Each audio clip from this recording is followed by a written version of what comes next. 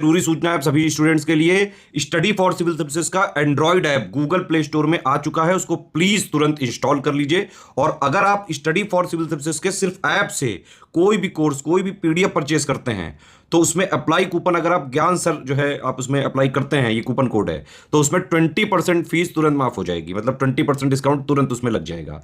ज्ञान सर लिखना है, नॉर्मली ज्ञान सर स्मॉल लेटर में है सब कुछ, कोई स्पेस नहीं, कोई कॉलम नहीं, सिर्फ ज्ञान सर, GYANSIR। इस तरह से अगर कूपन कोड लगाते हैं आप ऐप में बाई करने से पहले, जो अप्लाई कूपन वाले में आता है, तो 20% का डिस्काउंट तुरंत मिलेगा। वीडियो देखिए। नमस्कार दोस्तों, एंशियंट हिस्ट्री के एक और वीडियो में आपका स्वागत है। इससे पहले के वीडियो अगर आपने नहीं देखे हैं तो मैं हिस्ट्री के 2 वीडियो डाल चुका हूं। हड़प्पा का हम लोग एक पार्ट कर चुके हैं, ये अंतिम पार्ट होगा और पूरी हड़प्पन सिविलाइजेशन खत्म हो जाएगी। इससे बाहर कोई सवाल आपको नहीं मिलेगा। सारे 3-4 बुकों को मिला के कंपाइलेशन तैयार किया गया है, ठीक है। तो आप इसको करिए, प्लेलिस्ट पूरी बनी है, UPPSC हिस्ट्री, एंशियंट हिस्ट्री, ठीक है। ऐसे करके प्लेलिस्ट बनी है। एक पॉलिटी का लेक्चर डेली आपको मिल रहा है, एक एंशियंट हिस्ट्री का मिल रहा है।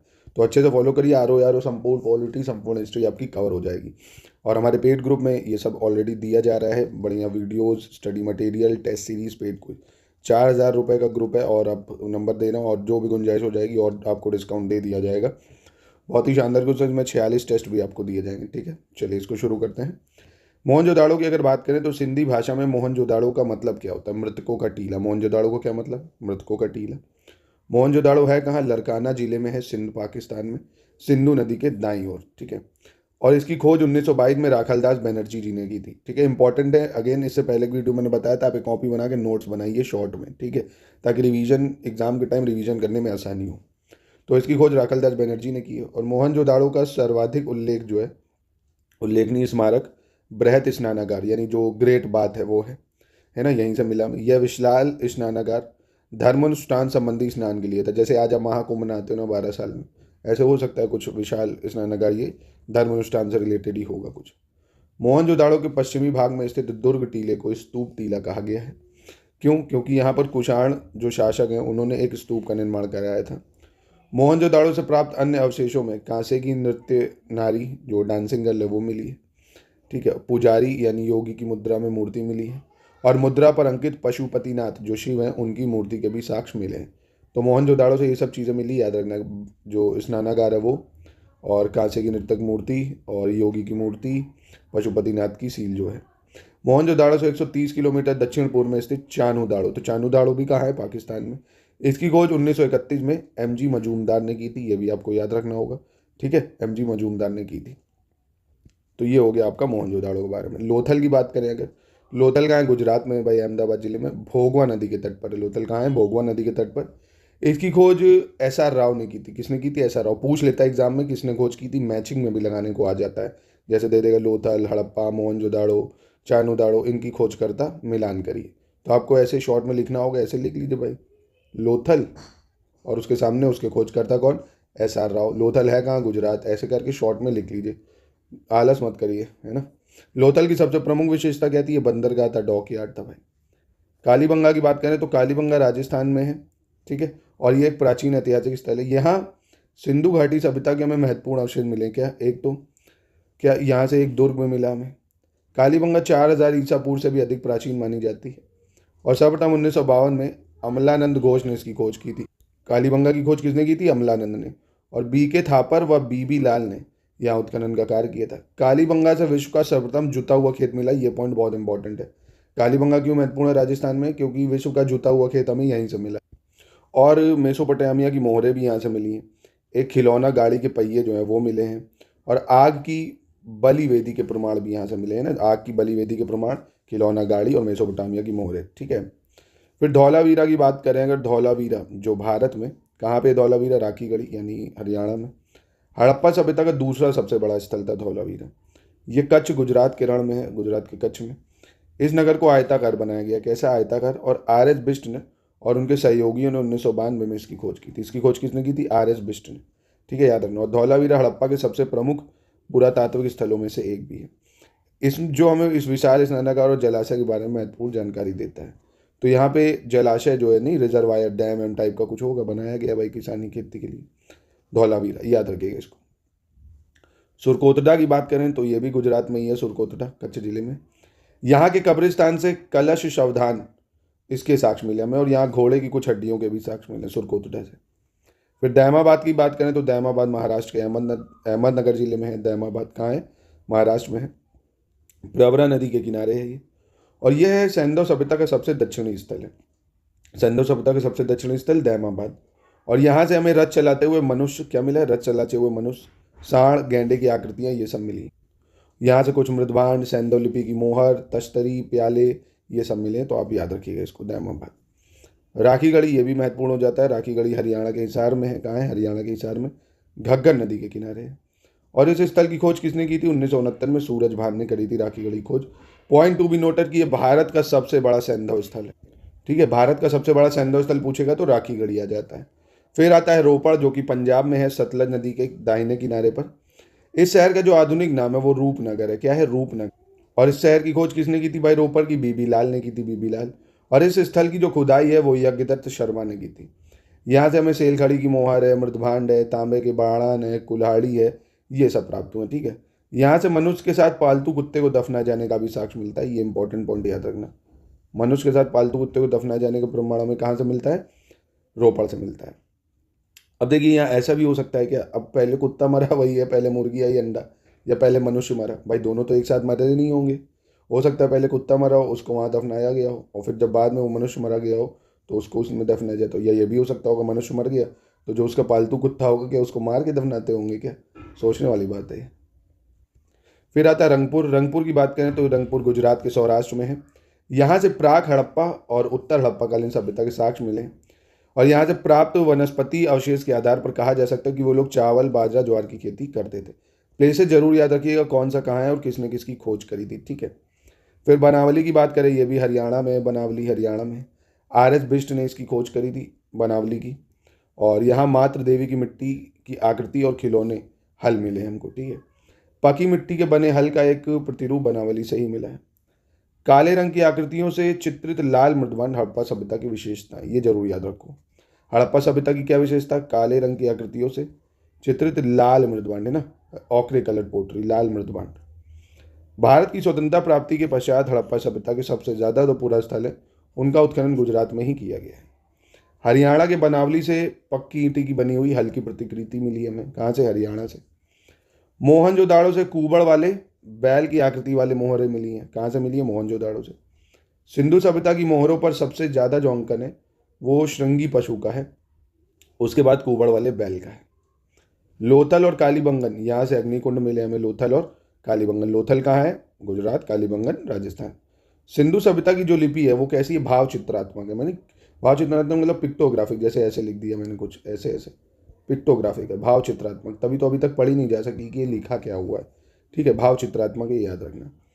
सिंधु सभ्यता के वासियों ने नगरों तथा घरों के विन्यास के लिए ग्रिड पद्धति अपनाई, और सिंधु सभ्यता में घरों की खिड़कियां और दरवाजे मुख्य सड़क की ओर ना खुलकर गली की ओर खुलते थे, है ना। जो खिड़की दरवाजे मुख्य सड़क पर नहीं खुल के गली की ओर खुलते थे। लोथल एकमात्र ऐसा नगर था जिसके घरों के दरवाजे मुख्य सड़क की ओर खुलते थे। तो ये एक पॉइंट आपको मिला है ना, ये स्टेटमेंट में पूछ सकता है आपसे। लोथल एकमात्र ऐसा नगर था जिसके दरवाजे मुख्य सड़क की ओर खुलते थे। कालीबंगा का अर्थ क्या है भाई? काले रंग की चूड़ियाँ। क्या है? काले रंग की चूड़ियाँ। कालीबंगा एकमात्र हड़प्पाकालीन स्थल था जिसका निचला शहर भी दीवार से घिरा हुआ था ना, निचला शहर भी दीवार से घिरा था। किसका? कालीबंगा। सिंधु सभ्यता में लेन देन के लिए वस्तु विनिमय प्रणाली चलती थी, बार्टर सिस्टम जिसको बोलते हैं। वस्तु विनिमय मतलब मैं गया बाजार में, मैंने आलू दिया, आलू के बदले चावल ले लिया या टमाटर ले लिया, जो भी मुझे ज़रूरत है ना। मृतकों के संदर्भ में पूर्ण समाधिकरण, आंशिक समाधिकरण और दाह संस्कार तीनों ही चलते थे। सिंधु सभ्यता से प्राप्त मोहरों में पीपल वृक्ष की आकृति भी मिलती है। सिंधु घाटी की सभ्यता के पूरा स्थल मोहनजोदाड़ो एवं लोथल से नाव के चित्र या मॉडल भी प्राप्त होते हैं, क्योंकि भाई वो डॉकयार्ड था एक तरह से, तभी पता चलता हमको। शिकारपुर हड़प्पा स्थल है जो गुजरात के कच्छ में। शिकारपुर कहाँ है? गुजरात के कच्छ में। ठीक है, अब ये सिंधु घाटी की कुछ प्रमुख विशेषताएं हैं, महत्वपूर्ण जितनी चीज़ें वो देखते हैं, फिर चैप्टर समाप्त। हड़प्पा और मोहनजोदाड़ो, इसके अतिरिक्त अगर बात करें तो लोथल भी सैंधव सभ्यता का प्रमुख स्थल है। लोथल का जो टीला है वो अहमदाबाद यानी गुजरात में, वही अहमदाबाद जिले में सरगवल नामक ग्राम के समीप स्थित है। और लोथल की खोज की बात करें 1954-55 में इसकी खोज, और 1957-58 के मध्य SR राव ने की थी लोथल की खोज, और इनके निर्देशन में हुई थी। 2 मील के घेरे में बसा हुआ एक नगर है। लोथल की नगर एवं भवन योजना जो है सुनियोजित है। नालियों एवं नरमुखों का उत्तम, ये ठीक है, अब बस इतना याद रख लो। हड़प्पा मोहनजोदड़ो लोथल की खोज वाला, ठीक है, जो मैंने बताया अभी कौन किसने करी, SR राव ने गुजरात में। हरियाणा के हिसार जिले में सरस्वती नदी के किनारे, कहाँ पे, सरस्वती नदी के किनारे स्थित कुणाल स्थल की खोज जग किसने करी थी, कुणाल स्थल की खोज हरियाणा के हिसार जिले में जगपति जोश और RS बिष्ट ने। हड़प्पा कालीन स्थलों में कुणाल से गर्त आवास के प्रमाण मिले, क्या मिले, कुणाल से गर्त आवास है उसके प्रमाण मिले।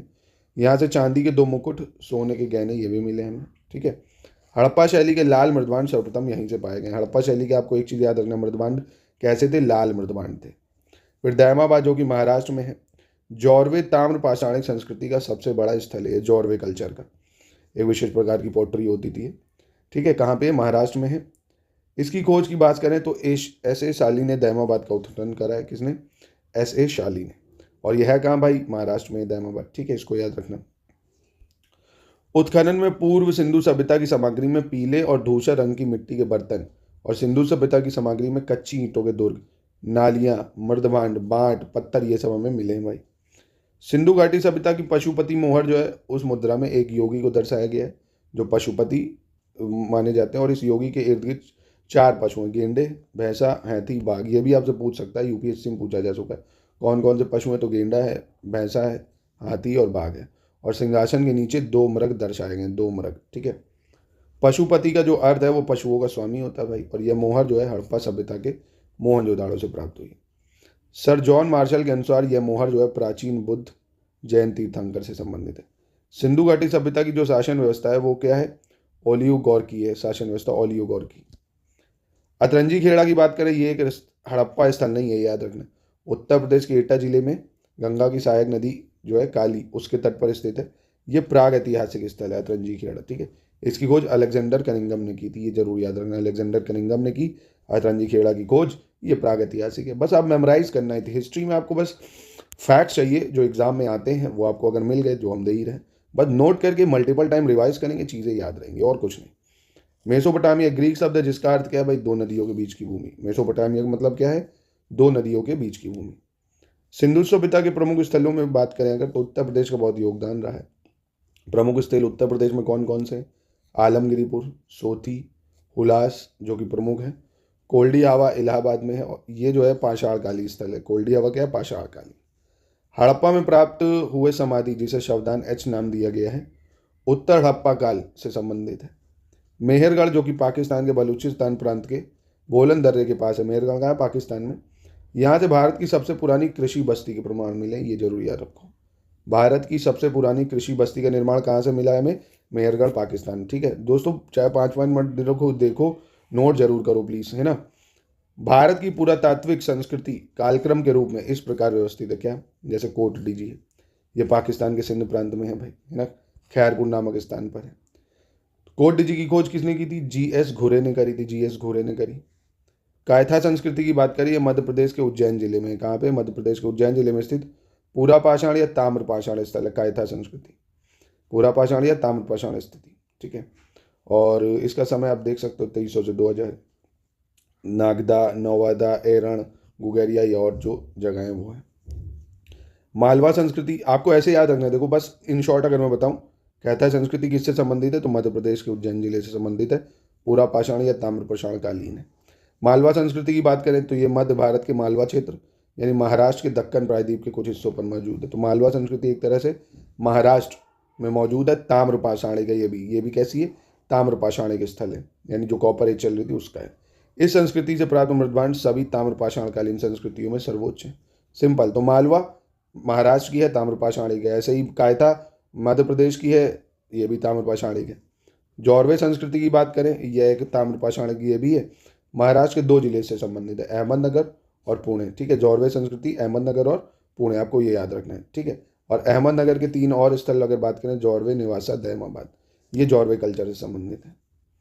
फिर चार्ल्स मैसन एक ब्रिटिश ईस्ट इंडिया कंपनी के सैनिक थे, स्वतंत्र खोजकर्ता और अग्रणी पुरातात्विक और मुद्राशाली थे। वह पहले यूरोपीय थे जिन्होंने पंजाब में साहिवाल के पास हड़प्पा के खंडरों की खोज की, या पाकिस्तान में किसने, चार्ल्स मैसन। ये आपको NCERT वगैरह में भी नहीं मिलेगा ना, ये सोच जरूर याद रखो, कौन, चार्ल्स मैसन। ये काफ़ी महत्वपूर्ण हो जाता है आपके एग्जाम के लिए, ब्रिटिश ईस्ट इंडिया कंपनी के सैनिक जिन्होंने खोज करी।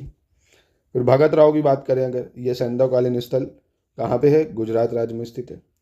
SR राव के नेतृत्व में भारतीय पुरातत्व जो सर्वेक्षण है उसने इसका उत्खनन करा था। भगत राव, गुजरात में, याद रखना। मेहगम की बात करें, सैंधव स्थल जो है वर्तमान गुजरात में ही है। मेहगम है, भगत राव है ना, ये आपको NCERTs में नहीं मिलेंगे। भगत राव, मेहगम, ये दोनों ही कहाँ पे हैं? गुजरात में, ठीक है। मोहनजोदाड़ो से प्राप्त पशुपति की जो मोहर है उस पर बाईं और गेंडा, ये अभी मैं आपको बता ही चुका हूँ। सिंधु सभ्यता शहरी प्रकृति की थी। यहाँ के घरों में बाहर नालियाँ, अन्नागार, स्नानागार आदि ऐसे साक्ष्य मिलते हैं जिससे ज्ञात होता है कि यहाँ के लोग सुव्यवस्थित रूप में रहते थे। हड़प्पा सभ्यता की पहली जो खगोलीय पर्यवेक्षणशाला है, खगोलीय पर्यवेक्षणशाला, यह हमें धौलावीरा से मिलती है। कहाँ से? धौलावीरा, ये जरूर याद रख लें। हड़प्पा सभ्यता की पहली खगोल जो पर्यवेक्षणशाला वो हमें धौलावीरा से मिलती। फिर आता बुर्जहोम। इसका शाब्दिक अर्थ क्या है? मूर्ज वृक्ष का स्थान। बुर्जहोम का मतलब क्या है? मूर्ज वृक्ष का स्थान या प्लेस ऑफ बर्च। भोज वृक्षों के स्थल की जो स्थल को डी टेरा और पीटरसन ने खोजा था। बुर्जहोम को किसने? डी टेरा और पीटरसन ने। वहीं कालीबंगा से 7 अग्निकुंड के साक्ष्य प्राप्त हुए हमें, और कालीबंगा वर्तमान में हनुमानगढ़ या राजस्थान में, ठीक है।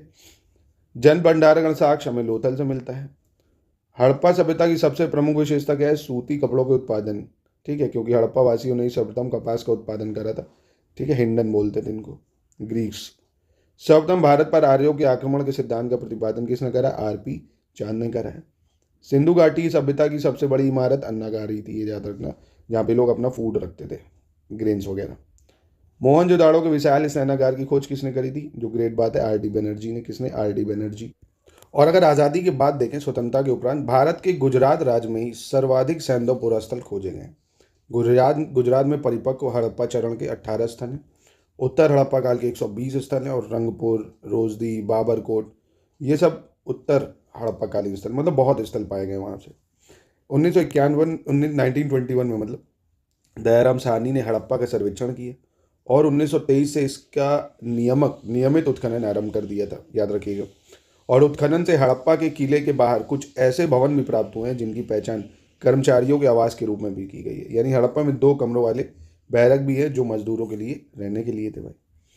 रोपड़ भारत के पंजाब में है, सतलज नदी के बाएं तट पर। भारत का ऐसा सैंधव स्थल है जहां स्वतंत्रता प्राप्ति के पश्चात सर्वप्रथम उत्खनन कार्य किया गया। तो आज़ादी के बाद उत्खनन कार्य रोपड़ में किया गया, याद रखना।